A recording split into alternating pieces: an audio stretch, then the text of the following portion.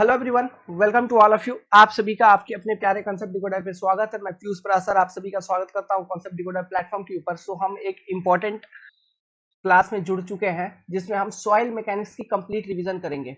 ठीक है, बड़ा ही इंपॉर्टेंट सेशन होगा। रिवीजन हम कर रहे हैं थ्रू क्वेश्चन से, क्योंकि जो क्वेश्चन हमने उठाया वो उठाया एसएससी जेई का, जो कि सामने आने वाली एग्जाम है आपके। और एक इंपॉर्टेंट अपडेट आ चुकी है, एग्जाम की डेट आ चुकी है, झारखंड जूनियर इंजीनियरिंग एग्जाम। तो झारखंड जूनियर इंजीनियरिंग एग्जाम के जितने भी एस्पिरेंट हैं, जो भी फॉर्म अप्लाई किए हैं, जो भी प्रिपेयर कर रहे हैं, लेट सपोज उनको भी अगर सॉइल मैकेनिक्स वाले चैप्टर में जो सब्जेक्ट है इसमें प्रॉब्लम आ रही है, तो यहाँ पे जो हम डिस्कशन कर रहे हैं, this discussions will be very much helpful for you all. ठीक है, आपने अगर कभी भी थोड़ा सा भी सॉइल पढ़ा हुआ है तो भी आप यहाँ से ये जो सीरीज में पूरा कंप्लीट चलाऊंगा पीवाईक्यू का, यहाँ से आपको पूरा का पूरा सॉइल फिर से एक बार अंडरस्टूड हो जाएगा और एग्जाम में एक भी क्वेश्चन आपका नहीं छूटेगा। ठीक है, एक चीज आपसे मांगूंगा, वीडियो को लाइक कर दीजिएगा। समय देखिए 1:22, ये सुबह है। ठीक है, ये सुबह मतलब कहने का मतलब है रात 12 बजने के बाद 1:22 वाली टाइम चल रही है अभी। ठीक है, तो लाइक कर दीजिएगा दोस्तों वीडियो को, और चैनल को सब्सक्राइब करके जरूर जाइएगा। ठीक है, तो चलिए चालू करते हैं अपना पहला क्वेश्चन से। तो क्वेश्चन पढ़िए, what is the terminal velocity in meter per second for a 4 gram particle which is falling in the water with projected area of 5 centimeter square, the coefficient of drag as 0.47। तो देखिए ये question देखते ही आपको समझ में आ गया होगा कि ये स्टोक्स लॉ के अकॉर्डिंग ये क्वेश्चन पूछा है। तो ये सॉइल मैकेनिक्स में ये स्टोक्स लॉ वाला क्वेश्चन चैप्टर 1 में क्यों आ गया? देखो यार, फाइन ग्रेन सॉइल का जब हम एनालिसिस करते हैं, वहां पे जो सेडिमेंटेशन एनालिसिस होता है, तो सेडिमेंटेशन एनालिसिस का पूरा कॉन्सेप्ट ही स्टोक्स लॉ के ऊपर बेस्ड है। हाँ, मुख्य रूप से स्टोक्स लॉ का पहला डेरिवेशन मैंने आपको फ्लूइड मैकेनिक्स में करवाया था, ड्रैग एंड लिफ्ट वाले चैप्टर में। उसके बाद एनवायरमेंट इंजीनियरिंग के अंदर सेकेंड टाइम, क्योंकि एनवायरमेंट इंजीनियरिंग उसके फ्लूइड के बाद मैंने पढ़ाया था। ऐसे सॉइल तो सबसे पहले पढ़ाया ही था, लेकिन जो डेरिवेशन था स्टोक्स लॉ का हमने फ्लूइड में करवाया। उसके बाद फिर एनवायरमेंट में जब हम ये सेडिमेंटेशन टैंक वगैरह देख रहे थे वहां पे, तो वहां पे जो सेटलिंग वेलोसिटी निकालने के लिए वहां पे फिर एक बार स्टोक्स लॉ का कॉन्सेप्ट मैंने आपको समझाया था ग्रिड चैम्बर वगैरह एक्सप्लेन करते वक्त। समझ गए? तो स्टोक्स लॉ काफी इंपॉर्टेंट थ्योरम है। ओके, तो मैं एक बार यहाँ पे आपको स्टोक्स लॉ रिवाइज करवा देता हूँ। स्टोक्स लॉ क्या कहता है कि लेट सपोज कोई एक इन्फिनाइट मीडियम है। इन्फिनाइट क्या, कौन सा medium? Fluid medium. Infinite fluid medium है। अगर कोई इन्फिनाइट फ्लूइड मीडियम है और इसमें लेट, अब ये फ्लूइड क्या हो सकता है? वाटर या गैस, कुछ भी हो सकता है। तो यहाँ पे मैं पानी मान के चल रहा हूँ। आप एज्यूम करिए कि समंदर है, समंदर में एक पार्टिकल डूब रहा है। एक पार्टिकल जैसे कि मान लो मैं खुद, मैं एक पार्टिकल हूँ पूरे समंदर के लिए। मैं समंदर में कूद गया, अब नीचे जा रहा हूँ। नीचे क्यों जाऊंगा? ये मान लो ये पार्टिकल मैं हूँ, लेकिन स्टोक्स साहब ने इस पार्टिकल को स्फेरिकल एज्यूम किया था जब अपना वो थ्योरी दे रहे थे। ठीक है, ये बात ध्यान रखिएगा। जब वो थ्योरी दे रहे थे उसमें स्टोक्स साहब ने इस पार्टिकल को स्फेरिकल एज्यूम किया था। बट मान लीजिए कि ये पार्टिकल मैं हूं और समंदर में डूबता जा रहा हूं, डूबता जा रहा हूं, डूबता जा रहा हूं, डूबता जा रहा हूं। मैं क्यों डूबूंगा? Due to my self weight, वो ग्रेविटी के डायरेक्शन में डाउनवर्ड लग रही होगी। ठीक है, क्या लग रही होगी? mg। अब मैं जो नीचे जा रहा हूँ एक पर्टिकुलर वेलोसिटी के साथ नीचे जा रहा होगा। ठीक है, अब वो वेलोसिटी धीरे धीरे बढ़ भी रही होगी, बढ़ भी रही होगी, बढ़ भी रही होगी, बढ़ भी रही होगी, लेकिन एक पर्टिकुलर टाइम पे जाके ये जो वेलोसिटी है, ये मेरा वेलोसिटी कांस्टेंट हो जाएगा। ऐसा एक इक्विलिब्रियम स्टेट अचीव करेगा ये पार्टिकल, जब ये जो वेलोसिटी है वो वेलोसिटी हो जाएगी कांस्टेंट। और उस कांस्टेंट वेलोसिटी को हम टर्मिनल वेलोसिटी या सेटलिंग वेलोसिटी कहते हैं। समझ में आ रहा है? उसी कांस्टेंट वेलोसिटी को टर्मिनल या फिर सेटलिंग वेलोसिटी कहते हैं। तो ये भी आपसे पूछ लेंगे कभी, ये वेलोसिटी किस नेचर का होता है? ये कांस्टेंट होती है। ठीक है, तो यहाँ पे आपका वेलोसिटी है कांस्टेंट, तो ये हो गया constant. This velocity is constant which is known as terminal या फिर सेटलिंग वेलोसिटी, है ना। अब इस पार्टिकल के ऊपर देखिए, अगर फोर्स इक्विलिब्रियम लगाएंगे तो कौन कौन सा फोर्स लग रहा होगा? आप जान रहे होंगे, यहाँ पे अपवर्ड डायरेक्शन में एक फोर्स लग रही होगी जिसको हम बोलेंगे बॉयंसी फोर्स, और एक फोर्स लग रही होगी इसके सरफेस के ऊपर, इस पार्टिकल के सरफेस के ऊपर, जिसको हम बोलेंगे ड्रैग फोर्स। ठीक है, ये बॉयंसी फोर्स जो है, ये जो इस पार्टिकल का सेंटर ऑफ बॉयंसी होगा वहां से पास करेगा। ठीक है, बॉयंसी वाला पूरा टॉपिक हमने फ्लूइड मैकेनिक्स में आपको एक्सप्लेन कर रखा है। फ्लूइड के ऊपर जब हम आएंगे, नेक्स्ट टॉपिक ही अपना फ्लूइड मैकेनिक्स होगा। फ्लूइड मैकेनिक्स वाले सब्जेक्ट के ऊपर जैसे ही आता हूं, वहां पे फिर एक एक करके सारा थ्योरी एंड लॉ सब कुछ फिर से एक्सप्लेनेशन चलते रहेगी, जैसा जैसा क्वेश्चन आपको मिलता रहेगा, ठीक है। बट अभी समझिए, तो यही 3 तरह के फोर्स यहाँ पे लगेंगे। अब ये पार्टिकल है मान लो इक्विलिब्रियम में, है ना। इक्विलिब्रियम कहने का क्या मतलब है? अच्छा, इक्विलिब्रियम में वो कैसे आया? देखिए, मैंने आपको सबसे पहले ये चीज तो बता दिया कि ये जो वेलोसिटी है, टर्मिनल वेलोसिटी, ये कांस्टेंट नेचर का वेलोसिटी है, ठीक है। तो वेलोसिटी अगर आपका हो गया कांस्टेंट, ओके, एक मिनट, जस्ट मिनट, वेलोसिटी अगर हो गया आपका कांस्टेंट, ठीक है, तो हमको मालूम है dv upon dt equal to क्या होता है? वेलोसिटी का अगर हम डेरिवेटिव लेंगे वो होगा एक्सेलरेशन। तो अगर वेलोसिटी मेरा कांस्टेंट है ना, तो derivative of constant is zero, तो एक्सेलरेशन इक्वल टू जीरो। तो फ्रॉम न्यूटन्स लॉ हमको मालूम है force equal to mass into acceleration, okay. Net force acting on a body is equal to कितना? F equal to mass into acceleration. तो acceleration इधर है zero, तो F net on the body will be zero. समझ में आ रहा है? मतलब बॉडी इक्विलिब्रियम कंडीशन में है ना, नेट फोर्स उस पर कुछ भी एक्ट नहीं कर रहा है, बस बॉडी नीचे जा रही है कांस्टेंट वेलोसिटी के साथ उस इनफिनाइट फ्लूइड मीडियम में, है ना। तो उस पर्टिकुलर कंडीशन में जो वेलोसिटी होगा उसी वेलोसिटी को हम टर्मिनल वेलोसिटी कहते हैं। तो अब ये इक्विलिब्रियम कंडीशन में है, मतलब बॉडी पे नेट फोर्स जीरो होना चाहिए, तो इक्वेशन लगा दो। तो दो फोर्स अपवर्ड डायरेक्शन में, कौन कौन सा? F D plus F B equal to weight of the body, है ना, weight of body. Now drag force, ये जो एफ डी है इसको हम कैसे निकालते हैं? इसके लिए हमारे पास सिंपल सा फॉर्मूला है, half into coefficient of drag C G into density of the fluid medium rho into projected area A into V का square. This is your formula for drag force. Buoyancy force, buoyancy force क्या है? ये जो particle है ये जितना water replace करेगा उस वाटर का वेट उतना का force as a buoyancy force act करेगा। बट यहाँ पे देखो, इस पर्टिकुलर क्वेश्चन के लिए आप सोचिए, ये भी एक टेक्निक है, ठीक है, ये कॉन्सेप्ट यहाँ से बिल्डअप होगा। इस पर्टिकुलर क्वेश्चन में देखो, पार्टिकल कितना छोटा है? 4 ग्राम का। 4 ग्राम कोई वजन है? सोचो ना, 4 ग्राम कोई वजन है? नहीं। तो पार्टिकल कितना, एक ऐसा डॉट बना दिया, इसी का वजन हो जाएगा क्ले या सिल्ट का 4 ग्राम। ठीक है, मतलब और थोड़ा बड़ा ले लो, चलो इतना बड़ा पार्टिकल ले लो, इसका तो 4 ग्राम हो ही जाएगा ना, 4 ग्राम इतना बड़े पार्टिकल का। तो एक इनफिनाइट फ्लूइड मीडियम में इतने बड़े पार्टिकल के ऊपर इसका बॉयंसी फोर्स को कंसिडर करना कोई मतलब बात है? कोई बात नहीं है, यूजलेस, है ना।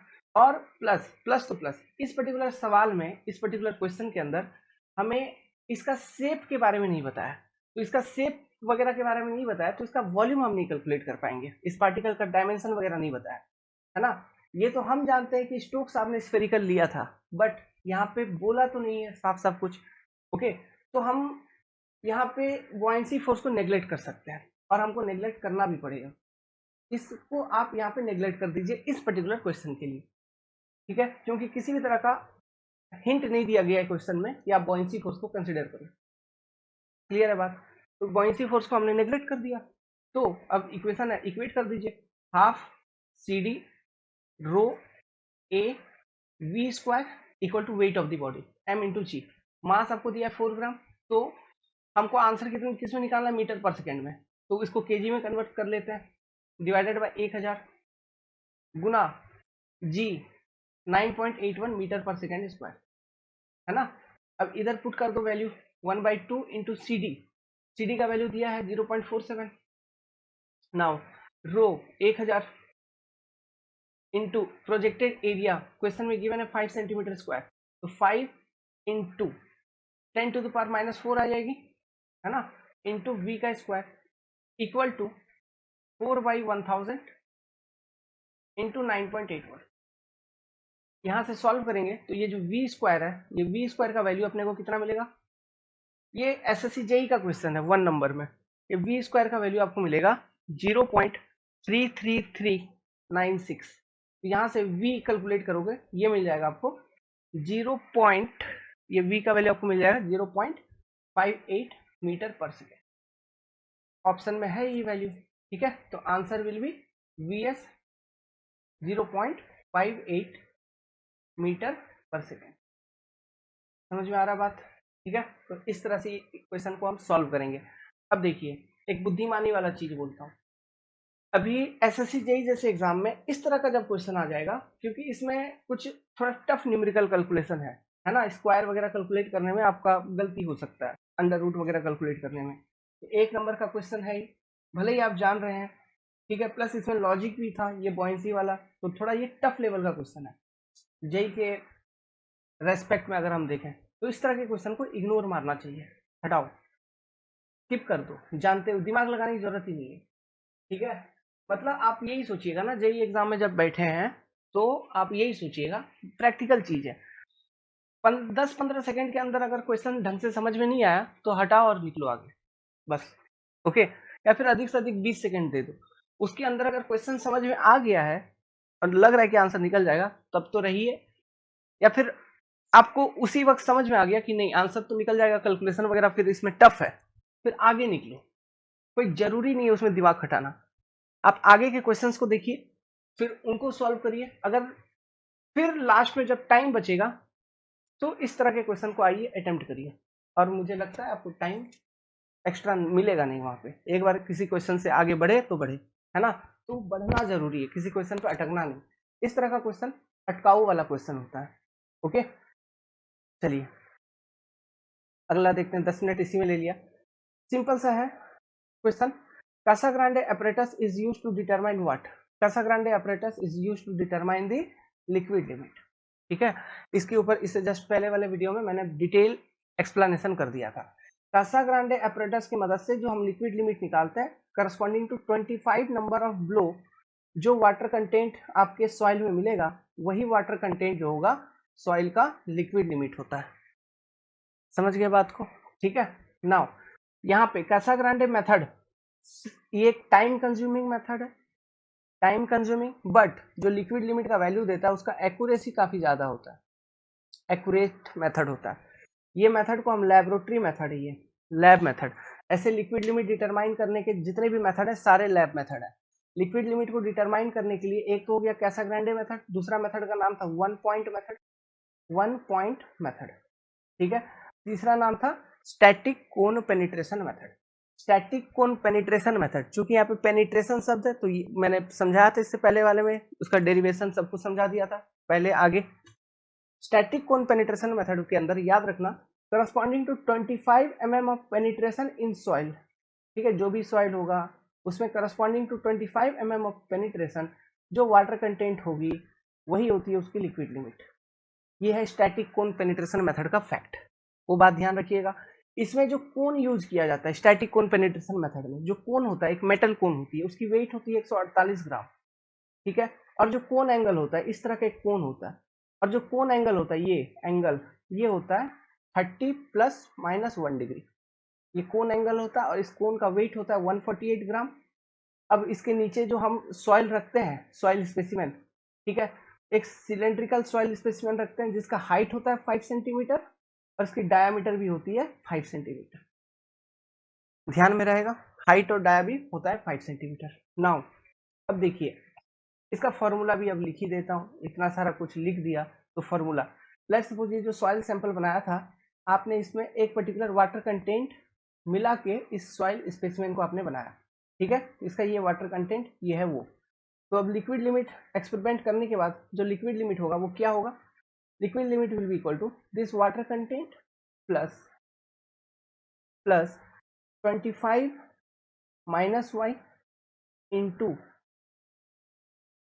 Water content of this soil plus 15, ठीक है, ये कंप्लीट फॉर्मूला बनता है। वेल यहाँ पे एक चीज और आएगा, ये जो हमने इधर लिखा है, मतलब water content plus 25 - y into water content plus 15, इससे पहले इसमें और एक मल्टीप्लीकेशन होती है 0.01 की, ठीक है, 0.01 इंटू इतना, ये पूरा का पूरा टर्म समझ में आ रहा है? एक बार फिर से इधर लिख दो, लिक्विड लिमिट जो वन पॉइंट मेथड से निकालेंगे, it will B water content plus 0.01 into 25 - y into water content plus 15, ये पूरा का पूरा फॉर्मूला है। अब इसमें इसमें सुनिए बात, ये जो y है वो क्या है, देखिए हम ये जो कोन है, मेटल कोन, इसको पेनिट्रेट करने के लिए अलाउ करते हैं अप टू 30 सेकेंड। ठीक है, टाइम कितना, 30 सेकेंड। 30 सेकेंड में वो कितना पेनिट्रेट हो गया फ्रॉम टॉप, यही मेजर कर लेते हैं, इसी को हम कहते हैं y। समझ गए बात को? ठीक है, तो ये आपका इसका फॉर्मूला। अब देखिए कैसा ग्राइंडर apparatus के ऊपर आता हूँ। यहाँ पे तो 25 नंबर ऑफ ब्लो के करस्पॉन्डिंग आपने लिक्विड लिमिट को रिपोर्ट कर दिया। अब यहाँ पे क्या होता है, हमको बार बार एक्सपेरिमेंट को करना होता है और करने corresponding to different water content. ठीक है, बार बार एक्सपेरिमेंट को करना होता है और उसके करस्पॉन्डिंग हमको डिफरेंट नंबर ऑफ ब्लो निकलती है। तो वो water content and corresponding to different number of blow एक कर्व बनता है जिसको हम बोलते हैं फ्लो कर्व। उस कर्व को क्या बोलते हैं, फ्लो कर्व। अब ये फ्लो कर्व का स्लोप होता है कांस्टेंट, और इस फ्लो कर्व का जो स्लोप होता है इसी को हम बोलते हैं फ्लो इंडेक्स IF। ये फ्लो इंडेक्स क्या रिप्रेजेंट करता है, सॉइल का वाटर कंटेंट जैसे जैसे चेंज होता है उसका rate of loss of shear strength क्या है। समझ में आ रहा है? ये चीज को रिप्रेजेंट करता है flow index. It represent the rate of loss of shear strength of soil with change in water content, या फिर आप कह लो with increase in water content. ठीक है, तो अगर फ्लो इंडेक्स ज्यादा है किसी सॉइल का तो वो सॉइल वीक है। ध्यान रखना, फ्लो इंडेक्स किसी सॉइल का अगर ज्यादा है तो वो सॉइल वीक सॉइल होता है। समझ गए बात को? तो ये सारे लिक्विड लिमिट को लेके, और एक फॉर्मूला आप उसको भी ध्यान रखिए, 1 पॉइंट मेथड के अकॉर्डिंग। ठीक है, 3 मेथड था, Casagrande, static cone penetration and 1 point. 1 point method के अकॉर्डिंग जो फॉर्मूला निकल के आता है वो liquid limit of soil is equal to what, water content of soil multiplied by n/25। ठीक है, टू द पावर x। यहाँ पे x का जो वैल्यू होता है वो रेंज होता है 0.68 से लेके 0.12 के बीच में। जनरली कैलकुलेशन के लिए मोस्ट ऑफ द सॉइल के लिए x का वैल्यू 0.1 होता है। अब इस फॉर्मूला के अंदर ये same to same Casagrande operators में हम कंडक्ट कर लेते हैं। ठीक है, तो हमको बस एक ऑब्जर्वेशन लेना है इसमें, ओनली वन ऑब्जर्वेशन में आपको आंसर बता देता है, लिक्विड लिमिट ऑफ सॉइल बता देता है, वन ऑब्जर्वेशन। ठीक है, ये एक्यूरेट रिजल्ट नहीं देता है, अप्रोक्सीमेट मेथड है, अप्रोक्सीमेट मेथड। ठीक है, अप्रोक्सीमेट मेथड है, एक्यूरेट नहीं देता है लेकिन क्विक है, टाइम कंज्यूमिंग नहीं है। क्यों क्विक क्यों है, क्योंकि यहाँ पे बस आपको एक ही बार टेस्ट करना है, मतलब एक ही सॉइल सैंपल कंसिडर करना है, उसमें जो वाटर कंटेंट मिला दिया वो वाटर कंटेंट, फिर कैसा ग्रांडे apparatus में डालिए उस सॉइल को, फिर कितने नंबर ऑफ ब्लो पे वो कट जो है, जो भी आप कट लगाए हैं वो कट मिक्स हो जाता है, ये है वो नंबर ऑफ ब्लो। ठीक है, डिवाइडेड बाय यहाँ पे 25, ऊपर है power to the x। Simple, समझ गए बात? ठीक है, ये चीज आपको ध्यान रखना है, फॉर्मूला एग्जाम में क्वेश्चन पूछ लेंगे डायरेक्ट फॉर्मूला बेस्ड। और एक चीज, अब लिक्विड लिमिट कर ही रहे हैं तो एक चीज आप याद रखिएगा, लिक्विड लिमिट जिस सॉइल का ज्यादा होगा, किसी सॉइल का अगर WL ज्यादा है तो वो सॉइल का कंप्रेसिबिलिटी भी ज्यादा होगा, कंप्रेसिबिलिटी ज्यादा होता है। ठीक है, लिक्विड लिमिट ज्यादा, सॉइल का कंप्रेसिबिलिटी ज्यादा।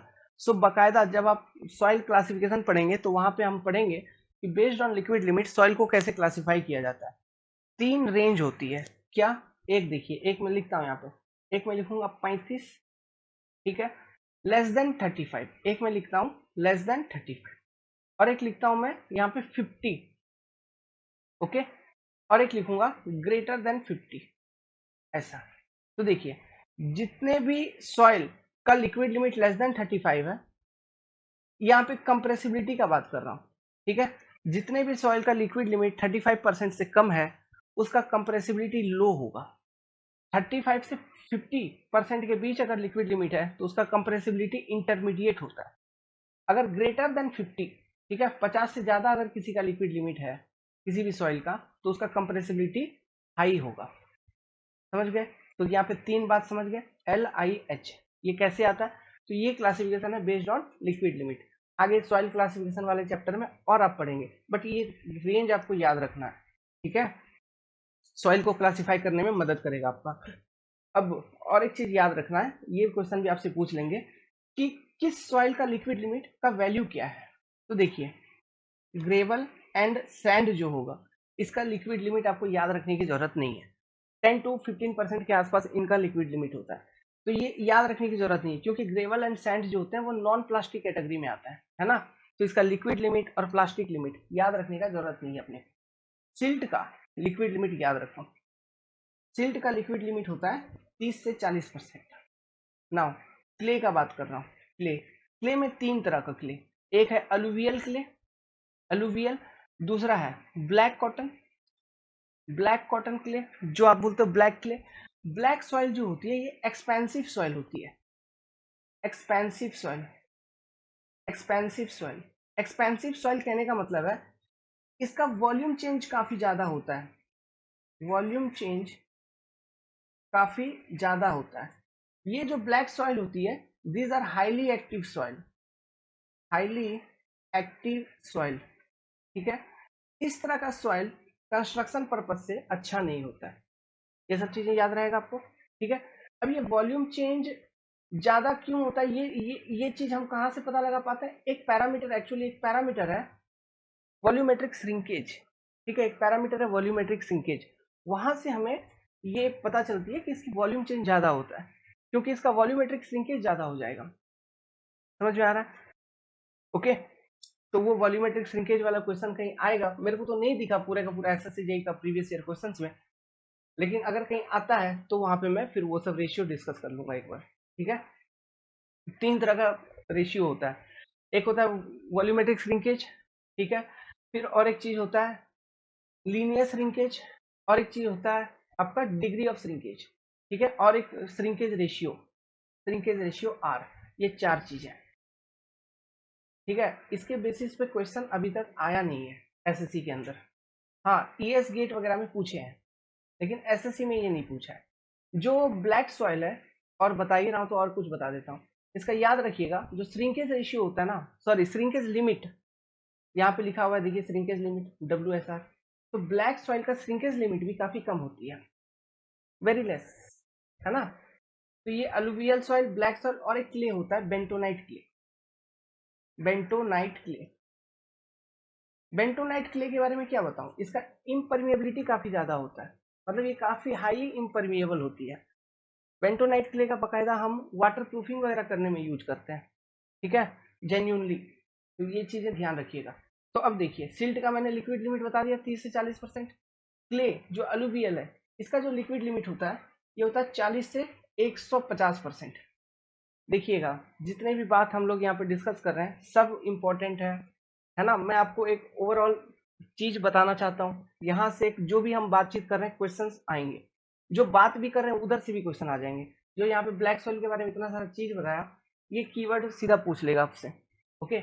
ये हाईली एक्टिव सॉइल में कैसे बोल पा रहा हूँ, एक्टिविटी नंबर 1 होती है एक्टिविटी ऑफ सॉइल, ठीक है, एक्टिविटी ऑफ सॉइल, उसके वहां से मैं बता रहा हूँ इसको, ठीक है। ये एक्टिविटी ऑफ सॉइल क्या होता है, activity of soil is ratio of IP divided by what, percentage passing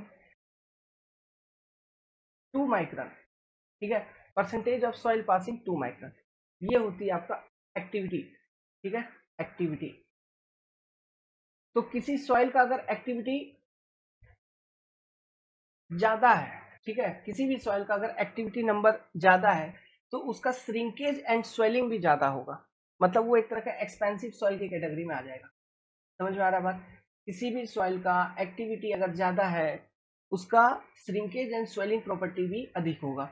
ये जो एक्टिविटी नंबर है, ठीक है, एक्टिविटी नंबर आप कह लो या फिर एक्टिविटी कह लो, ये जो पैरामीटर मैंने आपको अभी बताया, इसको डिफाइन किया था किसने?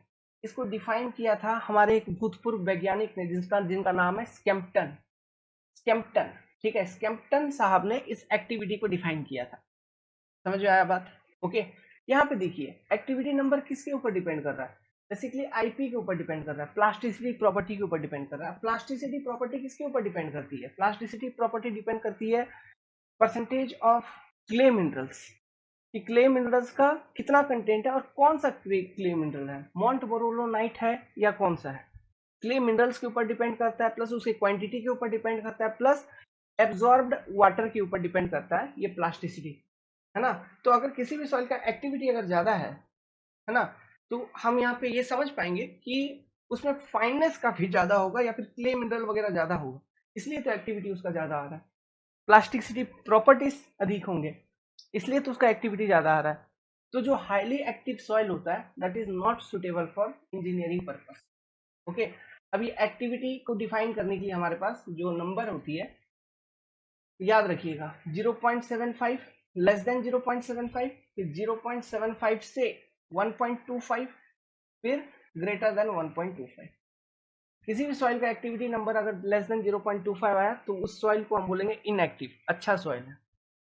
फिर इस रेंज में अगर आया 0.75 से 1.25 के रेंज में तो उसको नॉर्मल एक्टिव बोलते हैं, और अगर ग्रेटर देन 1.25 आ गया तो उसको हाईली एक्टिव सॉइल हम बोल देंगे। समझ में आ रही है बात? रिवाइज हो गया, ठीक है। डेटा याद रखना, ये सब बार बार बोलते रहूंगा ताकि आपको ये सब डेटा याद हो जाए। वेल ठीक है, अब आते हैं लिक्विड लिमिट के ऊपर। तो क्ले में अलुवियल का मैंने बोला 40 से 150। उसके बाद ये जो ब्लैक सॉइल होता है इसका होता है 400 से 500 के रेंज में होता है, ध्यान रखना। जो बेंटोनाइट क्ले होता है उसका लिक्विड लिमिट तो और भी ज्यादा होता है, इसका 400 से शुरू होता है और 800 तक जाता है, 800। याद रहेगा, 30 से 40, 40 से 150, ठीक है, फिर 400 से 500, फिर 400 से 800। ये होते हैं liquid limit of different soil, है ना। होप कि इस पर्टिकुलर क्वेश्चन पे बहुत सारा कॉन्सेप्ट हम लोगों ने डिस्कस कर लिया। आगे बढ़ते हैं। अब देखिए ये क्वेश्चन तो कोई इस तरह का क्वेश्चन तो कितना बार ही पूछा है, ठीक है। यहाँ पे आपको पोरोसिटी दे दिया, वॉइड रेशियो पूछा है, तो पोरोसिटी के और वॉइड रेशियो के बीच में रिलेशन किया है, तो void ratio equal to n divided by 1 minus n। तो इसमें पुट करिए 0.35, 1 माइनस 0.35, तो ये 0.53 समथिंग आ जाएगा, मतलब 538 समथिंग, मतलब 0.54। This is your answer. इस तरह के सिंपल क्वेश्चन होते हैं, ये फटाक से आपको सॉल्व करने होंगे। अब इसी का उल्टा अगर मैं बोलूं पोरोसिटी इक्वल टू क्या होगा, पोरोसिटी इक्वल टू होगा E divided by 1 plus e. Porosity equal to क्या होता है, volume of void upon total volume of soil. Void ratio equal to क्या होता है, volume of void upon volume of solid. Porosity का range, porosity कभी भी जीरो नहीं होगा, पोरोसिटी कभी भी 100% नहीं होगा। सो हम ये कहेंगे कि porosity is greater than zero, less than 100, ठीक है। वॉइड रेशियो सिमिलरली कभी भी जीरो नहीं होगा, वॉइड रेशियो मैक्सिमम कुछ भी हो सकता है, ठीक है। Void ratio can have maximum any value. So इसका जो रेंज हुआ क्या होगा, void ratio greater than zero, इस तरह से रिप्रेजेंट किया जाएगा। समझ में आ गया पोरोसिटी और वॉइड रेशियो, ठीक है। ये दो इंपॉर्टेंट फॉर्मूला आपको ध्यान में रखना है। देखिए ये क्वेश्चन भी बड़ा सिंपल सा क्वेश्चन है। यहाँ पे क्या दिया है, the liquid limit and plastic limit of soil is given as 45 and 22 respectively. The plasticity index of the soil is, plasticity index IP equal to क्या होगा, liquid limit minus plastic limit, WL minus WP। तो यहाँ पे percentage में दिया, answer यहाँ पे point point में है, मतलब डेसिमल में आपको डाल देना है। तो 0.45 माइनस 0.22 कितना हो जाएगा, ये हो जाएगा 0.23। तो option number B will be correct. तो ये तो IP मैंने अभी सिंपली ऐसे ही बोल दिया, ठीक है। लेकिन IP रिप्रेजेंट क्या करता है, क्योंकि हम डिस्कस कर रहे हैं, IP represent the range of water content. ये क्या रिप्रेजेंट करता है, range of water content of any soil, of any soil जिसमें वो सॉइल प्लास्टिक बिहेवियर शो करेगा, जिसमें वो सॉइल प्लास्टिक बिहेवियर शो करेगा, ठीक है, शो करेगा। वो रेंज ऑफ वाटर कंटेंट ये बताता है। IP एक रेंज है, किसी भी सॉइल का IP फिक्स नहीं होता, इसका एक रेंज होता है IP का। समझ में आ रहा है, ठीक है। अब based on IP of the soil, plasticity index of the soil, हमारे पास अलग अलग तरह के सॉइल होते हैं। मान लीजिए यहाँ पे 7 वाला कॉन्सेप्ट चलता है, मैंने आपको पहले से बता रखा था 7 वाला। IP अगर किसी सॉइल का 0 है तो उसको हम बोलेंगे नॉन प्लास्टिक सॉइल। IP अगर किसी सॉइल का 0 से 7 के रेंज में है तो उसको हम बोलेंगे क्या, लो प्लास्टिक सॉइल। अगर IP किसी भी सॉइल का 7 से 17% के रेंज में है तो उसको क्या बोलेंगे हम, उसको बोलेंगे हम मीडियम प्लास्टिक सॉइल। अब IP किसी भी सॉइल का 17% से ज्यादा है तो उसको हम क्या बोलेंगे, हाईली प्लास्टिक सॉइल। तो यहाँ पे देखिए 7 का कॉन्सेप्ट चल रहा है, 0, 0 से 7, 7 से 17, greater than 17, NP LP MP HP। याद होगा ये टेबल। ये जो लो प्लास्टिक नॉन प्लास्टिक है इसमें आता है आपका क्ले, सॉरी सैंड और ग्रेवल, ठीक है, सैंड एंड ग्रेवल आ जाती है नॉन प्लास्टिक कैटेगरी में। क्यों आ जाती है? क्योंकि आईपी का फॉर्मूला देखिए, liquid limit minus plastic limit. तो सैंड और ग्रेवल जो होते हैं ना, उसके लिक्विड लिमिट और plastic limit WL is approximately equal to WP। इसलिए जो आईपी आएगा वो कितना आ जाएगा सैंड एंड ग्रेवल के लिए, वो आ जाएगी 0। अब बात करते हैं सिल्ट का। सिल्ट का जो आईपी का रेंज होता है वो होता है 10 to 15%। अब बात करते हैं क्ले में। क्ले में अगेन 3, अलुवियल, फिर ब्लैक, फिर बेंटोनाइट। अलुवियल जो होती है इसकी रेंज होती है 15 से 100, ठीक है। फिर जो ब्लैक क्ले होता है इसका रेंज होता है 200 से 250, आईपी का बता रहे हैं। जो बेंटोनाइट होता है इसका और भी ज्यादा होता है, और इसका वैल्यू होता है आपका 200 से 400% तक रहती है आईपी। समझ में आ गया? लिक्विड लिमिट अभी अभी हमने डिस्कस किया था, ये बात हो गया आईपी का, किसका? प्लास्टिसिटी इंडेक्स का। ओके, अब जब सॉइल क्लासिफिकेशन हम करेंगे वहां पे एक चीज और देखेंगे, जो प्लास्टिसिटी चार्ट का कॉन्सेप्ट आता है वहां पे हम देखेंगे कि आईपी अगर लेस देन 4 है तो वो उसे हम सिल्ट कह देंगे, सिल्ट, और आईपी अगर ग्रेटर देन 7 है तो उसे हम क्ले कह देंगे। तो ये बात ध्यान रखना, हम ये प्लास्टिसिटी चार्ट में इस कॉन्सेप्ट का यूज करेंगे सॉइल क्लासिफिकेशन में, ठीक है। देखो अभी अभी हम लोगों ने इस बात को ही डिस्कस किया था, सेम वही क्वेश्चन पूछा है, which of the soil possess zero plasticity index. IP किसका 0 होगा? क्ले का? नहीं। सैंड का? बिल्कुल, ठीक है। क्लेई सिल्ट ना, सिल्टी ना, किसका हो जाएगा 0? सैंड का। आगे देखते हैं क्या है क्वेश्चन, सवाल। For which of the following soil plasticity index is maximum. अच्छा, अब बोला है कि इनमें से किसके लिए प्लास्टिसिटी इंडेक्स मैक्सिमम होगा। ऑब्वियसली अभी तो आपने देखा क्ले के लिए आईपी का वैल्यू सबसे ज्यादा होता है ना। क्ले का आईपी का वैल्यू सबसे ज्यादा होता है, कितना होता है क्ले का? 15 से 100। किसका? अलुवियल क्ले का। जो ब्लैक क्ले होगी उसका 200 से 250, ठीक है। और जो बेंटोनाइट क्ले होता है उसका क्या हो गया? 200 से 400। सो क्ले का अगर आपको बकायदा आईपी का रेंज पूछे तो या फिर ऑप्शन में 15 से 100 दिया रहेगा, जनरली अलुवियल क्ले का दिया रहता है, या फिर आपको 15 से 400 का भी रेंज अगर दिया है तो वो आंसर भी आपका सही होगा। सिल्ट का 10 से 15, 10 to 15, ठीक है। कोवल 0, ग्रेवल 0, सैंड 0, याद हो जाएगा। इसमें 7 वाला कॉन्सेप्ट चलता है आईपी का टेबल में, NP, LP, MP, HP. Non plastic IP 0, low plastic 0 से 7, मीडियम प्लास्टिक 7 से 17, highly plastic greater than 17, IP का वैल्यू याद हो जाएगा। अब ये वाला क्वेश्चन पढ़िए, विच of the following represent the percentage limit of porosity of compacted sand. ये क्वेश्चन किसी को नहीं आता। ये डेटा आप याद ही नहीं रख सकते, इतने अलग अलग तरह के सॉइल पॉसिबल हैं, उसके आप सबका पोरोसिटी याद करोगे, उसका रेंज याद करोगे? नो। ये तुक्का मारने वाला क्वेश्चन होता है। इस तरह का जो क्वेश्चन होता है, इस तरह के क्वेश्चन को एकदम स्किप करना चाहिए, क्योंकि जो एसएससी जेई जैसा एग्जाम है वहां पे नेगेटिव मार्किंग आता है ना। तो इस तरह के क्वेश्चन को स्किप कर देना चाहिए। लेकिन फिर भी इस पर्टिकुलर क्वेश्चन का मैं आपको आंसर बता देता हूँ, याद रखना, कभी कभी रिपीट हुआ अगर तो वहां पे काम आ जाएगा। कॉम्पैक्टेड सैंड जो होती है उसकी पोरोसिटी की रेंज होती है 30 से 40%। सबसे ज्यादा पोरोसिटी जो होता है किसी सॉइल का तो वो होता है ऑर्गेनिक सॉइल का, खास करके ऑर्गेनिक क्ले का। ऑर्गेनिक क्ले जो होती है ना, इसकी पोरोसिटी की रेंज काफी ज्यादा होती है, समझ गए।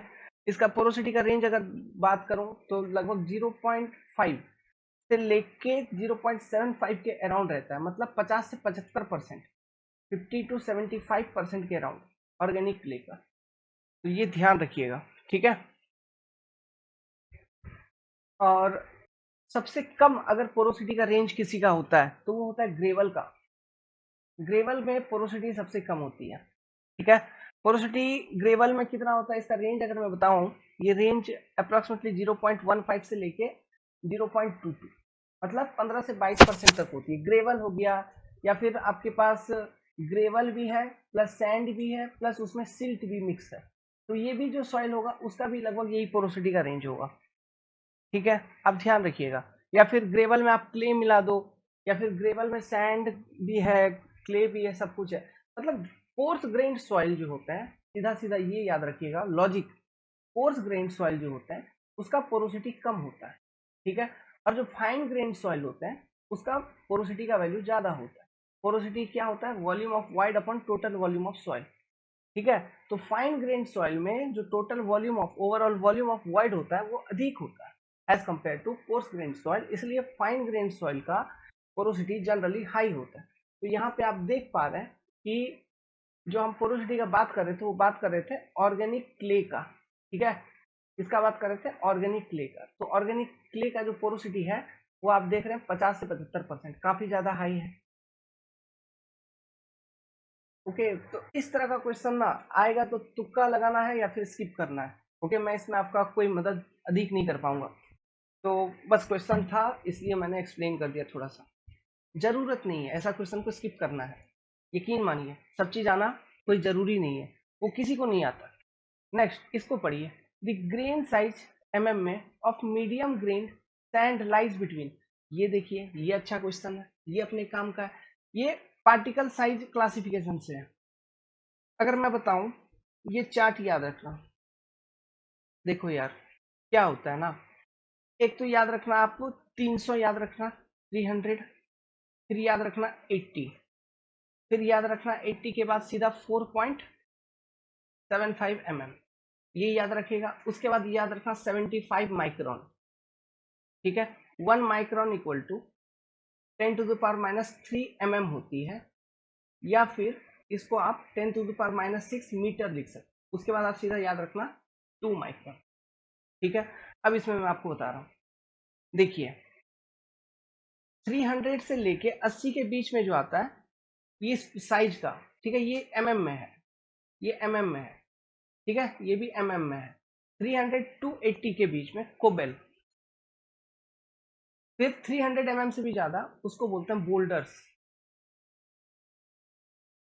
ठीक है, बोल्डर्स। प्लस ये जो रेंज है 80 से 4.75, ये रेंज है आपका ग्रेवल का। इसका ग्रेवल का। इसमें भी और एक याद रखना, यहाँ पे कहीं पे 20 mm भी होगा, 20 mm। तो ये देखना 80 से 20 mm तक जो होती है उसको बोलते हैं कोर्स ग्रेवल, कोर्स ग्रेवल। और 20 से 4.75 mm के बीच का जो साइज होता है ग्रेवल का उसको बोला जाता है फाइन ग्रेवल। ठीक है, अब देखिए यहां से 4.75 mm से 75 माइक्रोन तक का साइज होता है, ये जो रेंज है ये है सैंड का। ठीक है, 75 से 2 माइक्रोन का जो रेंज है ये है सिल्ट का। लेस देन 2 माइक्रोन का जो रेंज है ये है क्ले का। समझ में आ रहा है? सिल्ट और क्ले यहां से शुरू हो जाता है, ये फाइन सॉइल होता है। ठीक है, 75 माइक्रोन से जितने भी सॉइल छोटे हैं वो सभी को हम फाइन सॉइल बोलते हैं, fine grained soil, fine grained soil. इनके दाने बहुत छोटे छोटे होंगे, साइज देख रहे हैं बहुत छोटा छोटा है, इसलिए इसको फाइन ग्रेन्ड सॉइल बोला जाता है। 75 माइक्रोन से बड़े जितने भी सॉइल हैं, सैंड हो गए, ग्रेवल हो गए, कोबल, बोल्डर, सब कुछ ये आता है कोर्स ग्रेन्ड सॉइल में, कोर्स ग्रेन्ड सॉइल के अंदर। ठीक है, कोर्स ग्रेन्ड सॉइल के अंदर ये आ जाता है। नाउ अब देखिए यहाँ पे सैंड का बात कर रहा है ना, grand sand, medium grand sand का बारे में बात कर रहा है। तो ये होता क्या है, ये देखो सैंड में मैं 3 अलग अलग रेंज बताता हूँ, उसको ध्यान रखना। एक तो सीधा का सीधा 4.75 mm से 2 mm याद रखना, एक क्या है 2 mm। दूसरा यहाँ पे जो लिखा हुआ है 4 पॉइंट मतलब 0.425, 2 mm से बाद में होगा 0.425 mm, ये याद रखना। ठीक है, अब यहाँ पे कैटेगराइजेशन कर दीजिए, ये हो गया कोर्स सैंड CS, ये हो गया मीडियम सैंड, ठीक है, और ये हो गया आपका फाइन सैंड। ठीक है, तो जो मीडियम सैंड है वो किस रेंज में आएगा? ऑब्वियस सी बात है, 2 mm से लेके 0.425 mm के बीच का जो सैंड का पार्टिकल साइज है वो आ जाएगा आपका medium sand, medium grain sand. तो ये वाला रेंज पूछा था आपसे। यहाँ से यहाँ तक का रेंज पूछा था क्वेश्चन में। देखिए कहाँ अंदर जाके क्वेश्चन पूछता है, समझ रहे हो, जेई का क्वेश्चन है। तो और भी कुछ पूछ सकते हैं इधर से, तो ध्यान रखिएगा। देखिए क्वेश्चन एकदम सिंपल सा है, पूछा है इनमें से कौन सा वैल्यू सिल्ट का प्लास्टिसिटी इंडेक्स, प्लास्टिसिटी इंडेक्स के ऊपर तो हर एक साल रिपीट क्वेश्चन किया ही किया है, कुछ कभी कुछ कभी कुछ कभी कुछ, लेकिन प्लास्टिसिटी इंडेक्स पर बेस्ड क्वेश्चन आते ही आते हैं, है ना। तो सिल्ट का प्लास्टिसिटी इंडेक्स का रेंज पूछ लिया, तो आपको याद ही है 10 to 15%, समझ गया बात।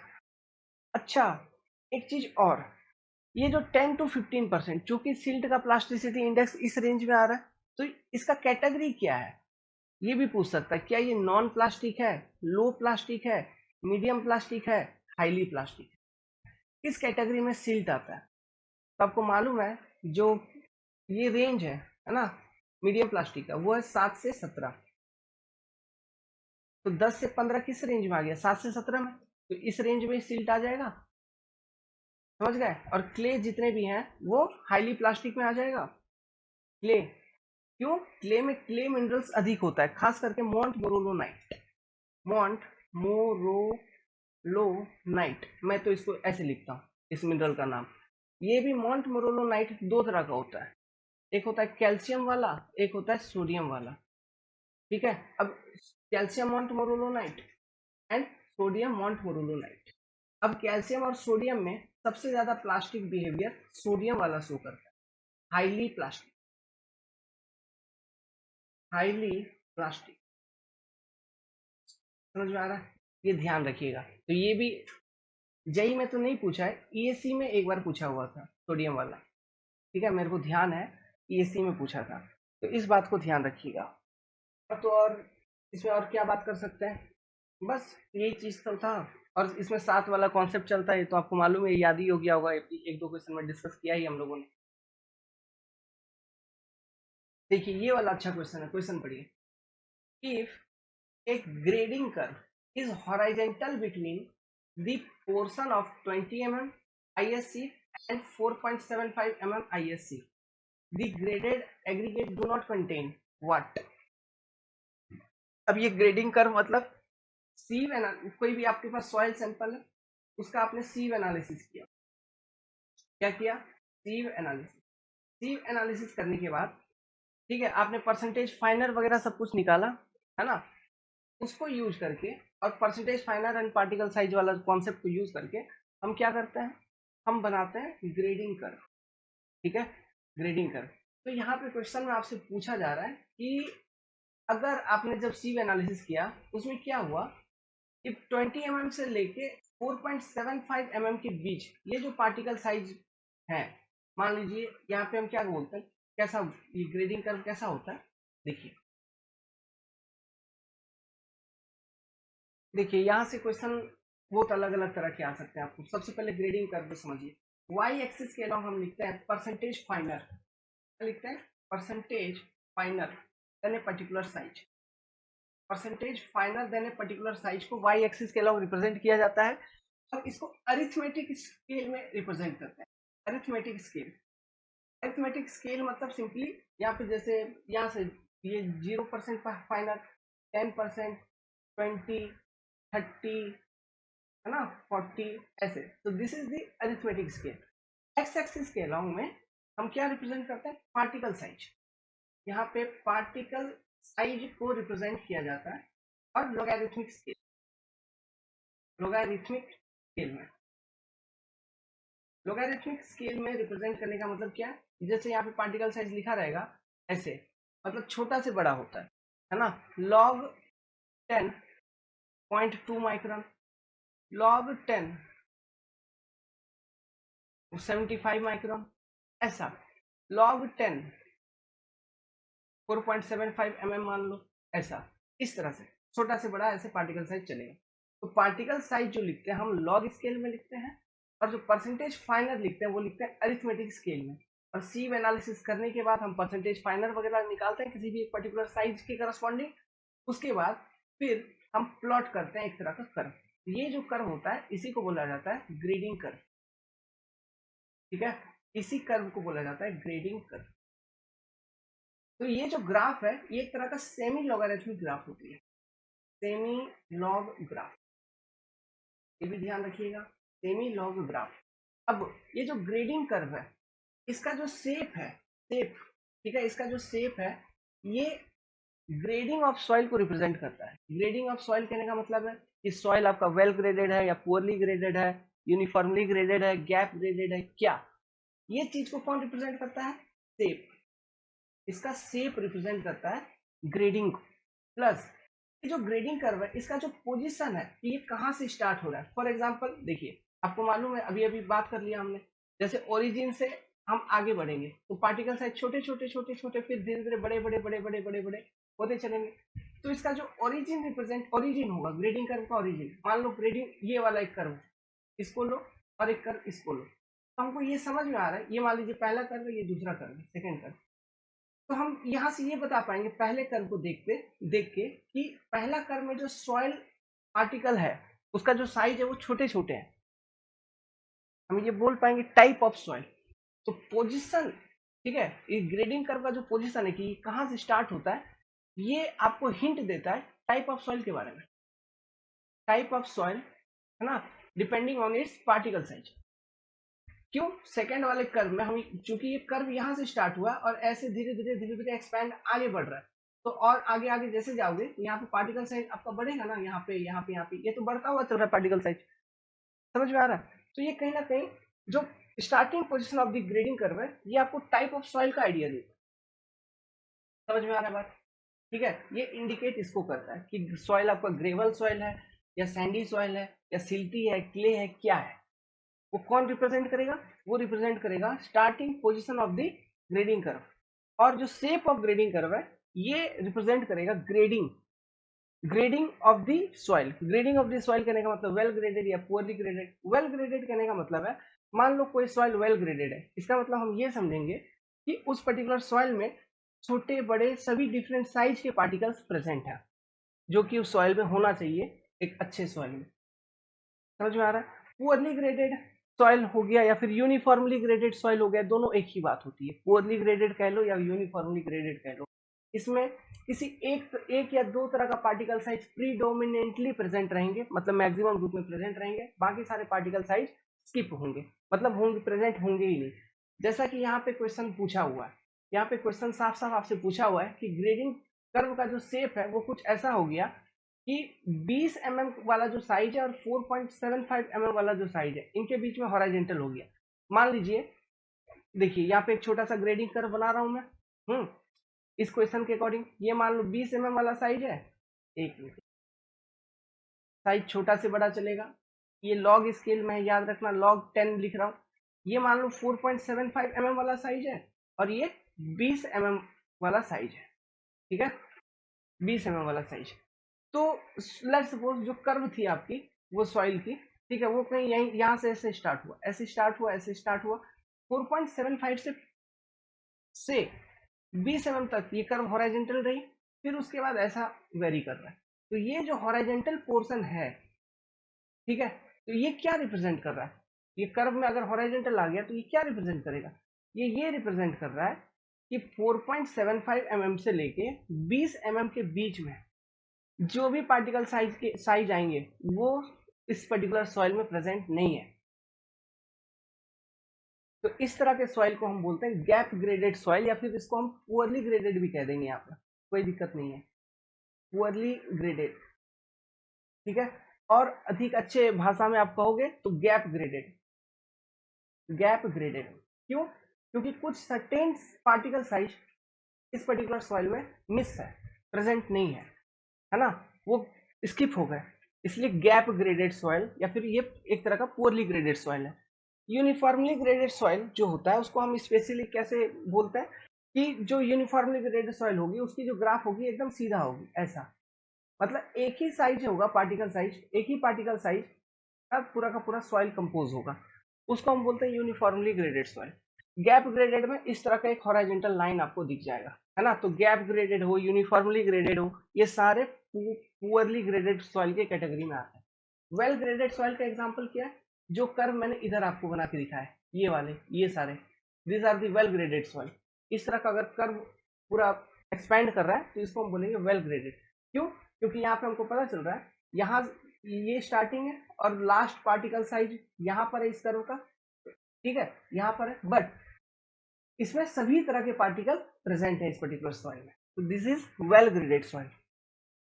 उम्मीद करता हूं आपको ये ग्रेडिंग के बारे में थोड़ा सा लॉजिक समझ में आ गया और पोजीशन ऑफ द कर्व और उसका शेप का आइडिया आपको मालूम हो गया, ठीक है। तो इस क्वेश्चन का आंसर फिर क्या होगा? ऑप्शन पढ़िए। 20 कौन सा पार्टिकल नहीं है? 20 mm पार्टिकल प्रेजेंट नहीं है, 10 mm पार्टिकल प्रेजेंट नहीं है, 4.75 mm पार्टिकल प्रेजेंट नहीं है, ऑल ऑप्शंस आर करेक्ट। तो देखिए 20 mm से 4.75 mm तक स्किप कर गया ना, तो 20 mm भी प्रेजेंट नहीं है, 4.75 भी प्रेजेंट नहीं है, इसके बीच में आता है 10 mm, वो भी प्रेजेंट नहीं है, तो all options are correct. Correct answer will be D. किसी भी तरह का इसमें पार्टिकल ये तीनों साइज का प्रेजेंट नहीं है, ठीक है। अब देखिए यहाँ पे दो पैरामीटर एक डिफाइंड होता है, क्या? एक डिफाइंड होता है CU एंड CC। इसको CU को बोलते हैं कोफिशिएंट ऑफ यूनिफॉर्मिटी, CC को बोलते हैं कोफिशिएंट ऑफ कर्वेचर। CU का फॉर्मूला D60/D10 याद रखने का, CC का फॉर्मूला D30 का स्क्वायर डिवाइडेड बाई, ऊपर स्क्वायर हो गया तो नीचे 2 आना चाहिए, कौन सा? D60 × D10। जो D10 है, D10 ये क्या? पार्टिकल साइज है। कौन सा particle size? That particular particle size, है ना, below which only 10% soil is finer and 90% soil are greater than that particular size। मतलब D10 कहने का मतलब यहाँ पे 10% क्या है? ये 10% फाइनर रिप्रेजेंट कर रहा है। मतलब कोई एक सॉइल है, ठीक है, जैसे यही एक सॉइल है, इसका D10 का कोई एक साइज है, मान लो एक पर्टिकुलर साइज है D10, तो इसका मतलब क्या होगा कि ये जो भी साइज होगी, 2 mm है, 3 mm है, जो भी साइज होगी, ठीक है, तो 2 mm है मान लीजिए, तो 2 mm से मात्र इस टोटल सॉइल का जिसका आपने सीव एनालिसिस किया, मात्र 10% सॉइल इससे कम साइज के है, मतलब 2 mm के सीव को पास कर गए, तो ये जो पार्टिकल साइज होगा 2 mm वो हो जाएगा D10। उसी तरह D60 D30 वगैरह। तो ये जो D10 पार्टिकल साइज होता है इसका एक स्पेशल नाम भी है, effective particle size, effective diameter हम इसको बोलते हैं स्पेशली, याद रखना। इसको क्या बोला जाता है? इफेक्टिव साइज, है ना, या फिर इफेक्टिव पार्टिकल साइज, ऐसा। तो इसका एक अपना एक इंपॉर्टेंट है, तो इसको बोला जाता है coefficient of uniformity and coefficient of curvature. Coefficient of uniformity और कोफिशिएंट ऑफ कर्वेचर में ज्यादा जो प्रभावशाली है वो है कोफिशिएंट ऑफ यूनिफॉर्मिटी, क्योंकि कोफिशिएंट ऑफ यूनिफॉर्मिटी आपको दो चीज बताती है, दो बात का ये जानकारी देगा। किसी भी सॉइल का जब CU निकालोगे ये दो बात का जानकारी देगा, उसका ग्रेडिंग के बारे में, ग्रेडिंग के बारे में अभी डिस्कस किया कि सॉइल आपका वेल ग्रेडेड है, पुअरली ग्रेडेड है, गैप ग्रेडेड है, क्या है, उसका आइडिया देगा। प्लस ये भी बताएगा कि किस तरह का सॉइल है, टाइप ऑफ सॉइल, मतलब सैंड है, ग्रेवल है, क्या है। ये है CU का रोल। CC का जो रोल है ये केवल ये बताएगा कि आपका सॉइल का ग्रेडिंग कैसा है, वेल ग्रेडेड है, पुअर ग्रेडेड है, क्या है। मतलब CC कहीं ना कहीं शेप ऑफ ग्रेडिंग कर्व को बताता है ना, क्योंकि शेप ऑफ ग्रेडिंग कर्व जो है यही आपको सॉइल का ग्रेडिंग का आइडिया देता है। समझ में आ रहा है बात? ठीक है, ये सारा ऑब्जेक्टिव क्वेश्चन में सारा पॉइंट पूछेंगे आपसे, जितना भी डिस्कशन कर रहे हैं, कुछ भी इधर उधर का नहीं है। ओके, तो चीजों को सुनिए धीरे धीरे, ऐसे ही सुनते रहेंगे, बहुत सारा क्वेश्चन जब रिपीट हो जाएगा, बार बार सुनेंगे तो चीजें आपके दिमाग में बैठ जाएंगी। अब रेंज बताता हूँ, देखिए CU अगर 1 है, अप्रोक्सीमेटली 1, तो uniformly graded soil.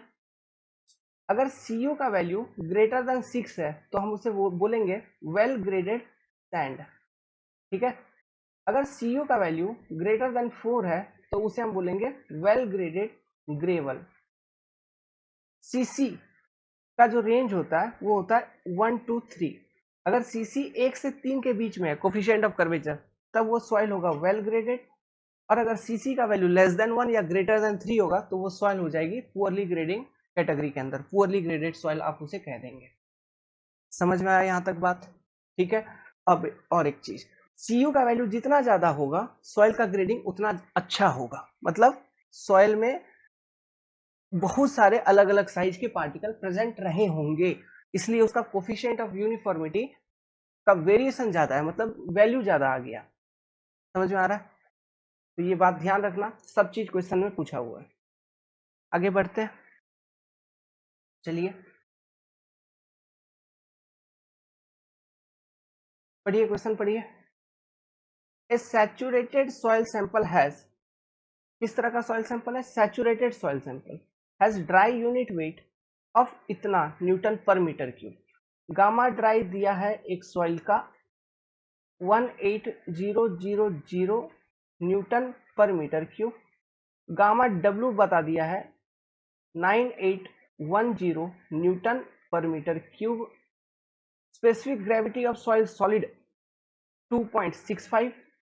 Determine the what water content of soil sample. क्या निकालना है? Water content. वाटर कंटेंट क्या होता है? Weight of water upon weight of solid. ये चीज आपको बतानी है।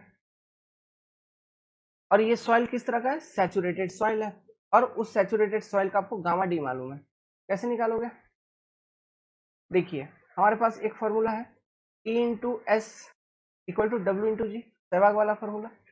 तो यहां से हम ये निकाल सकते हैं water content W equal to E upon G. क्यों? एस तो यहाँ पे आपका 100% हो गया, सैचुरेटेड है, तो एस का वैल्यू हो गया 1। तो W equal to water content बतानी है तो ई अपॉन जी। जी अपने को मालूम है, वर्ड रेशियो बस निकालना होगा, ये मालूम नहीं है। तो वर्ड रेशियो कैसे निकालेंगे? गामा ड्राई अपने को मालूम है, तो गामा ड्राई का फॉर्मूला क्या होता है? गामा ड्राई का G S gamma W divided by 1 plus E.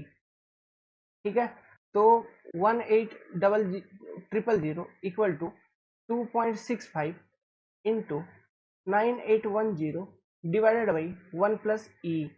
तो क्या इस पर्टिकुलर इक्वेशन से ई का वैल्यू नहीं निकल जाएगा?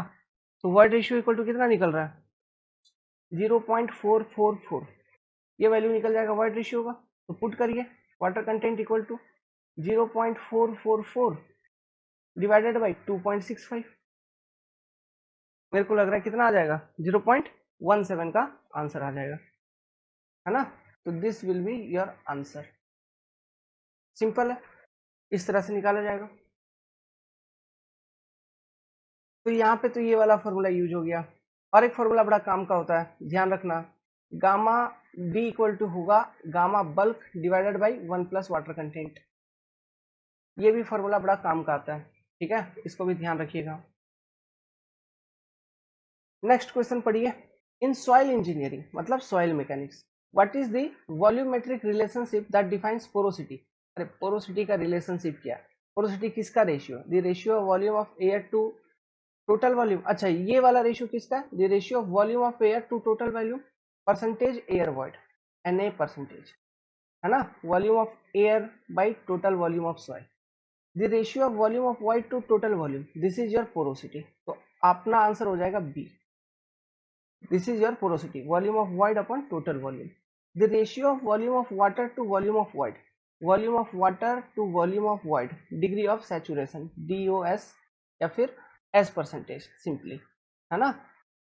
The ratio of volume of void to volume of solid, ये क्या है? Volume of void upon volume of solid, void ratio E। अब ये बात आ ही गई है तो कुछ फॉर्मूला भी डिस्कस कर लेते हैं इधर। देखिए एयर कंटेंट और एक होता है volume of air upon volume of void, ठीक है? Air content plus degree of saturation equal to 1 होता है। Now percentage air void equal to क्या होता है? Air content into porosity. Now porosity equal to क्या होता है? E divided upon 1 plus e. फिर आपका वॉइड रेशियो क्या होता है? Porosity divided by 1 minus n. ये चीज हो गया। नाउ और एक फॉर्मूला मेरे को याद आ रहा था, कौन सा? सहवाग वाला, S into E equal to W into G. ये फॉर्मूला याद आ गया, ठीक है ना? वाटर कंटेंट इक्वल टू क्या होता है? Weight of water upon weight of solid, ये ध्यान में रहेगा।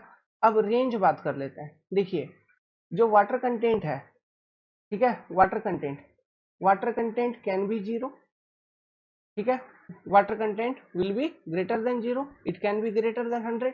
इसका अपर लिमिट के ऊपर कोई वैल्यू नहीं है। तो इसलिए जब भी एग्जाम में क्वेश्चन आए तो वाटर कंटेंट का range, water content can be greater than equal to zero, ये होगा उसका correct answer. Degree of saturation S मतलब volume of water upon volume of void, इसका range S equal to zero, dry soil, है ना, void में एकदम air है, dry soil, S equal to 100, saturated soil, ठीक है। तो S 0 हो सकता है, 100 हो सकता है, 100 से 0, 100 से ज्यादा नहीं होगा। तो S का जो रेंज है, S will be greater than equal to 0, less than equal to 100। This will be range of degree of saturation, valid range. उसी तरह से पोरोसिटी का रेंज मैंने आपको बता ही दिया। पोरोसिटी जो होगा, it will be always greater than 0 and less than 100। जो वॉइड रेशियो है E, it will be always greater than 0, ठीक है। मैक्सिमम वैल्यू इसका कुछ भी हो सकता है, इक्वल टू ये भी 0 नहीं होगा, कौन, void ratio. It will be also not equal to 0। समझ में आ रहा है? सबका रेंज वेंज भी डिस्कस हो गया, इधर फॉर्मूला भी कुछ कुछ डिस्कस हो गया। ध्यान रखिएगा, काम आ जाते हैं फॉर्मूला कभी कभी। यहाँ पर जब इतना सारा बात हुआ, ये स्क्रीनशॉट ले लीजिए, आप लोग स्क्रीनशॉट ले लीजिएगा जहां पर भी आपको इंपॉर्टेंट लगे। जब इतना सारा बात आ ही रहा है, तो डिग्री ऑफ सैचुरेशन का मैंने 25 वाला कॉन्सेप्ट बताया था, 25% वाला। क्या, देखिए, degree of saturation equal to 0, degree of saturation जो है 0 टू 25, फिर कर दो 25 से 50, ठीक है, फिर कर दो 50 से 75, फिर कर दो आप 75 से 100 कर दो, फिर 100 कर दो। 0 पे तो आपको मालूम है ड्राई सॉइल, 100 पे आपको मालूम है सैचुरेटेड सॉइल, ठीक है। 0 से 25 में क्या होता है, उसको बोलते हैं ह्यूमिड, ह्यूमिड सॉइल। 25 से 50 में डैम्प्ड सॉइल, ठीक है, डैम्प्ड सॉइल। 50 से 75 में मॉइस्ट सॉइल, 75 से 100 में वेट सॉइल,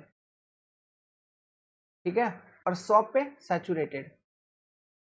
याद रहेगा, वेरी इंपॉर्टेंट, ठीक है। पूछ लेंगे एग्जाम में, आपको बता देंगे कि डिग्री ऑफ सैचुरेशन किसी सॉइल का इतना है, वो सॉइल क्या होगा। 4 ऑप्शन दिया है, ह्यूमिड, डैम्प, मॉइस्ट, वेट। कंफ्यूज, टेबल याद नहीं है, नहीं लगा पाओगे आंसर, 1 नंबर फालतू हो जाएगा, समझ गए। तो याद रखना है, वही सेम डायलॉग। एक्चुअली क्या है ना, मुझे याद नहीं रहता, तो आपको याद नहीं रहेगा तो आपकी जगह 1 नंबर दूसरे किसी और को चला जाएगा, आपको नहीं मिलेगा, है ना। तो याद रखना पड़ेगा। चलिए अगला सवाल देखते हैं। The submerged unit weight of soil solid per unit volume is, क्या, देखिए, सबमर्ज्ड यूनिट वेट कहने का मतलब है कोई सॉइल है जो कि पानी के अंदर कंप्लीटली सबमर्ज होता है, ये वाटर है। अब यहाँ पे कोई सॉइल है, ठीक है, पानी की तलहटी पे, जैसे लेक के बॉटम पे नीचे, तो वो सॉइल सबमर्ज्ड कंडीशन पे है, सबमर्ज्ड कंडीशन पे, ठीक है। तो इसका जो यूनिट वेट होता है, sorry, submerged wait of the soil, wait of the soil per unit volume is, इसका जो यूनिट वेट होता है, it is nothing but बॉइंट unit weight of the soil, ठीक है।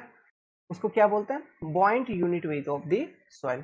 अब मैं आपको कुछ और इंपॉर्टेंट यहाँ पे बात कर देता हूँ, तो यहाँ पे अपना करेक्ट आंसर हो जाएगा डी। अब सुनिए बात, bulk density of soil GS plus SC gamma W divided by 1 plus E. अब बल्क डेंसिटी में आप यहाँ पे डिग्री ऑफ सैचुरेशन S है, इसका वैल्यू अगर आप 100 पुट कर देंगे तो आपको क्या मिलेगा, सैचुरेटेड डेंसिटी गामा सेट। तो gamma sat equal to GS plus e gamma W divided by 1 plus e.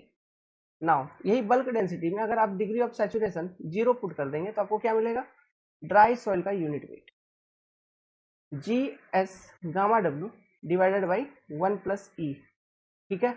Now जो गामा सबमर्ज होता है, ये होता है gamma sat minus gamma W, ठीक है। तो ये जो गामा सेट का इक्वेशन है, इससे आप गामा डब्ल्यू घटाएंगे, है ना, तो आपको गामा सबमर्ज्ड का एक्सप्रेशन मिल जाएगा। अब वो एक्सप्रेशन क्या मिलेगा, GS minus 1 gamma W divided by 1 plus E. समझ गया, इस तरह से आपको इक्वेशन मिल जाएगा। नाउ और एक रिलेशनशिप याद रखिएगा, जो गामा सेट होता है किसी भी सॉइल का, it is approximately equal to 2 times gamma submerged of that particular soil, ठीक है, 2 times gamma submerged of that particular soil. कितना, 2 टाइम्स। तो यहां से हम उल्टा भी कह सकते हैं कि गामा सबमर्ज जो होगा किसी सॉइल का, it will be gamma sat by 2 approximately. ये approximate data, but objective question का क्या है, वो कहीं पर भी पूछ सकते हैं। और एक फॉर्मूला मैंने बोला था सहवाग वाला, तो याद रखो ही रखो बार बार, SE equal to WG, Sehwag formula. और एक फॉर्मूला क्या हो गया, gamma dry equal to gamma bulk divided by 1 plus water content. ये वाला एक फॉर्मूला है, आपको याद रखना है। और बाकी का बाकी आपको सब मालूम है, वॉइड रेशियो पोरोसिटी का बार बार रिवीजन हो चुका है। अब देखिए method of determining water content के ऊपर ये सवाल है। क्वेश्चन पढ़िए, the most accurate method used in laboratory. Laboratory में उपयोग में आने वाला सबसे accurate method to determine water content क्या है। सबसे पहले तो यहाँ पे बात कर दिया लेबोरेटरी में। अगर लेबोरेटरी नहीं भी बोलता, फिर भी अगर ये बोलता कि मोस्ट एक्यूरेट मेथड, तो भी होता मोस्ट एक्यूरेट अपना कौन, oven drawing method. This particular method is most accurate method. इसको लेबोरेटरी में किया जाता है, किसी भी तरह के सॉइल के लिए किया जा सकता है ये मेथड। और इसमें जो टेस्टिंग टाइम होती है 24 घंटे की होती है। जो टेम्परेचर हम मेंटेन करते हैं नॉर्मली किसी भी सॉइल का, वो मेंटेन करते हैं 105 से लेके 110 डिग्री के बीच का। ठीक है, मान लीजिए अगर सॉइल में ऑर्गेनिक कंटेंट है तो temperature should not be greater then 60 degree Celsius. मान लीजिए सॉइल में अगर जिप्सम कंटेंट है ना, मतलब वाटर ऑफ क्रिस्टलाइजेशन है, तो ऐसे कंडीशंस में temperature should not be greater then 80 degree Celsius. ये 3 बात याद रहेगा। ठीक है, 24 घंटा टाइम याद रहेगा। This is a standard time duration for oven drawing method. This is most accurate method, यहाँ पे साफ साफ लिखा हुआ है, तो ये चीज भी आपको ध्यान में रहेगी। नाउ इसके बाद जो मेथड्स हैं देखिए, कैल्शियम कार्बाइड मेथड, ये this is your quickest method. इसमें 5 से 7 मिनट के अंदर आपको रिजल्ट दे देता है। ठीक है, इसमें जो हम मतलब ये जो मेथड है ये फील्ड मेथड है, it is your field method. 5 से 7 मिनट के अंदर रिजल्ट देगा, ये फील्ड मेथड है। और एक्यूरेसी उतना भी अच्छा नहीं होता है, लेकिन फिर भी क्विकेस्ट है, मोस्ट क्विकेस्ट, सबसे ज्यादा जल्दी यही रिजल्ट आपको देता है, क्विकेस्ट मेथड। ठीक है, इसी के बारे में आपसे क्वेश्चन पूछेंगे, यही दो, ओवन ड्राई या फिर कैल्शियम कार्बाइड मेथड। समझ में आ रहा है बात? Okay, sand bath method. Sand bath method ये भी एक तेजी से करने किए जाने वाला मेथड है। इसको लेबोरेटरी या फिर फील्ड में कहीं पर भी किया जा सकता है ये सैंड बाथ मेथड। बट ये सभी तरह के सॉइल के लिए सुटेबल नहीं है, क्योंकि इसमें हम टेम्परेचर को कंट्रोल नहीं कर पाते हैं। टेम्परेचर इज नॉट कंट्रोल्ड,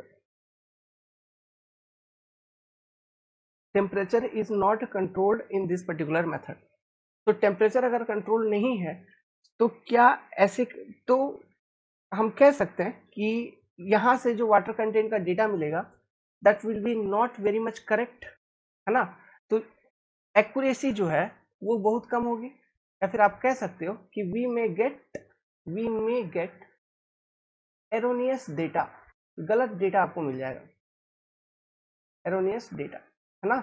जो वाटर कंटेंट का डेटा है वो गलत मिल सकता है, और सभी तरह के सॉइल के लिए सुटेबल नहीं होगा, क्योंकि टेम्परेचर को आप यहाँ पे कंट्रोल नहीं कर सकते। और एक मेथड है रेडिएशन मेथड, और एक मेथड होता है टॉर्सनल बैलेंस मेथड, है ना, टीबीएम, टेम्पोररी बेंचमार्क नहीं, टॉर्सनल बैलेंस मेथड। और एक मेथड होता है एएम, अल्कोहल मेथड। और एक मेथड होता है आपका पिक्नोमीटर मेथड। इसके ऊपर बहुत चर्चा कर लिया, पिक्नोमीटर का 3-4 बार डेरिवेशन करवा चुका हूँ। पिक्नोमीटर मेथड, तो ये सारे आपके सभी मेथड है जो कि यूज होता है वाटर कंटेंट को डिटरमाइन करने के लिए। नाम याद रखिए, किसी भी मेथड का नाम पूछ सकता है। 2020 का एसएससी जेई में अल्कोहल मेथड पूछ लिया था। ठीक है, केवल नाम पूछा था कि इनमें से कौन सा मेथड को यूज करके आप वाटर कंटेंट निकाल सकते हैं। ठीक है, इस तरह के क्वेश्चन आते हैं। अब देखिए इतना चर्चा कर रहे हैं तो एक रेडिएशन मेथड, इसके बारे में थोड़ा सा बता देता हूं, जो इंपॉर्टेंट आपसे क्वेश्चन पूछा जा सकता है।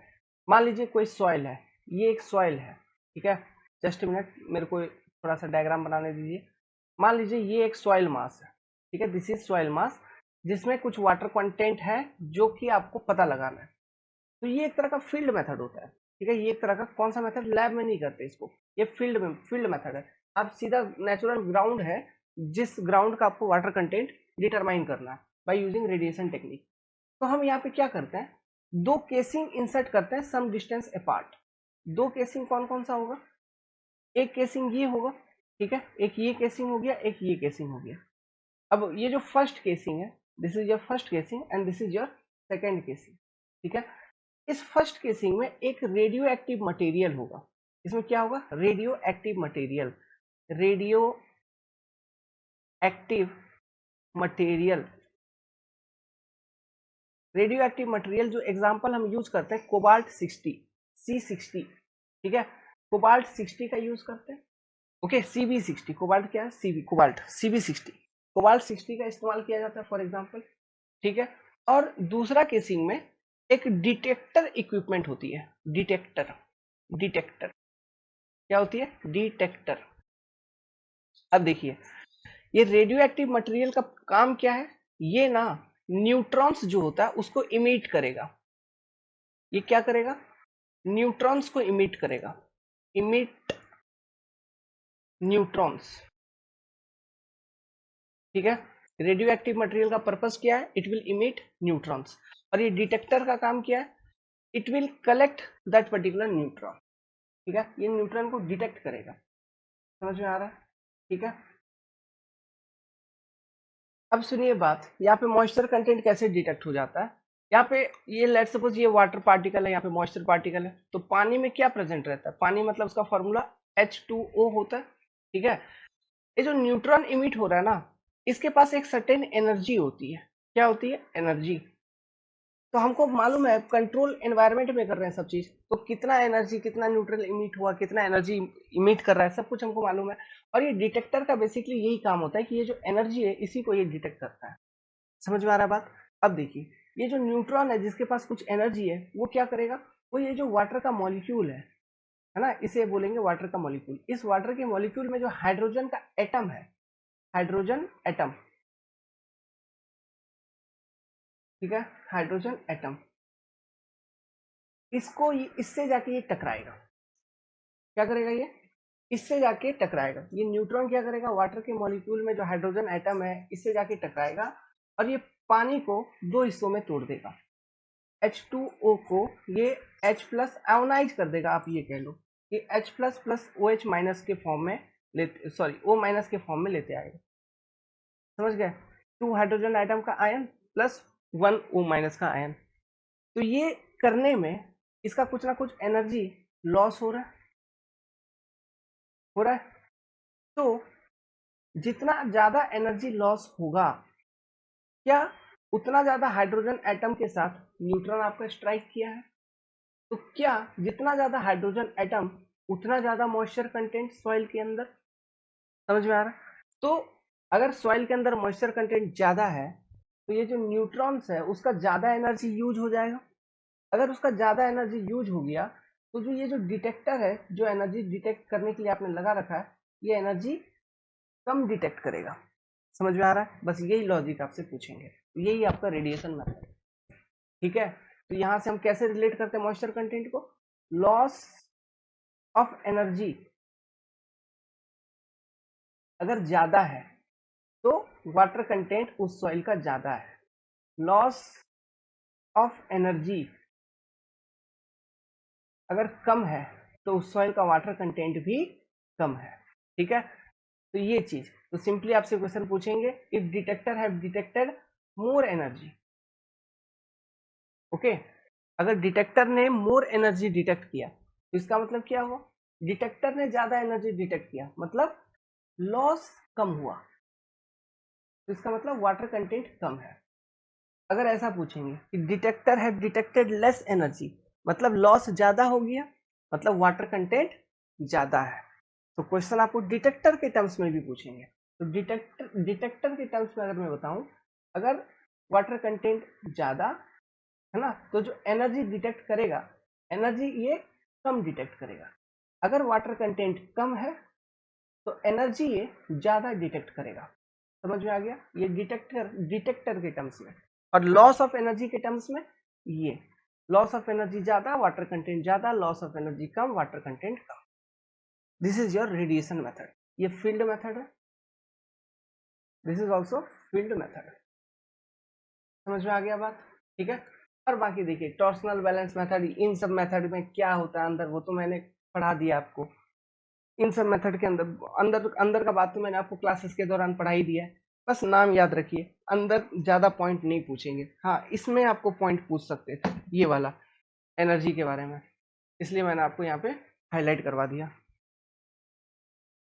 अब वीडियो की लेंथ काफी ज्यादा होने लगी है, काफी कुछ एक्सप्लेनेशन आपने सीखा होगा, ठीक है। इस वीडियो के माध्यम से काफी नॉलेज और काफी कंटेंट आपकी रिवाइज हुई होगी।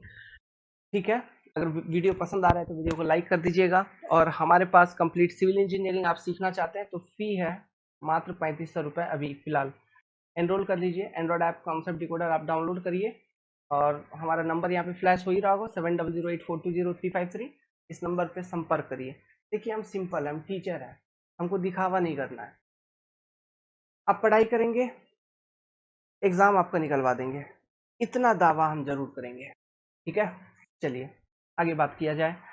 सिंपल सा क्वेश्चन है, देखिए ए सॉइल सैंपल टेकन फ्रॉम।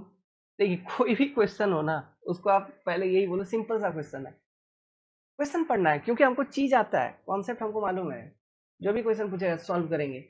ठीक है, कोई अनसंट अब जो क्वेश्चन होता है वो डेटाबेस, जैसे वो पोरोसिटी वाला क्वेश्चन था एक ना, वो रेंज पूछ लिया था कॉम्पैक्टेड सैंड का, वो सब क्वेश्चन अनटसंट है।